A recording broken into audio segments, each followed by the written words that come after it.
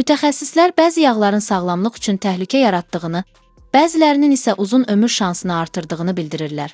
Xüsusilə doymuş yağlarla zəngin olan kərə yağı və trans yağlar ürək-damar xəstəlikləri riskini artıraraq ölüm ehtimalını artıra bilər. Turkistan AZ-ın məlumatına görə JAMA Internal Medicine jurnalında dərc olunan yeni bir araşdırma göstərib ki, artan kərə yağı istehlakı ölüm nisbətlərini artırır. Bitki mənşəli yağlar isə qoruyucu faydalar təklif edir. Məqalədə qeyd olunub ki, kərə yağı ürək xəstəliyi riskini artıra bilən doymuş yağlarla zəngindir. Amma kərə yağını bitki mənşəli yağlarla əvəz etmək vaxtından əvvəl ölüm riskini 17% azalda bilər. Araşdırmalara görə düzgün yağ seçimi ölüm riskini 25%-ə qədər azalda bilər.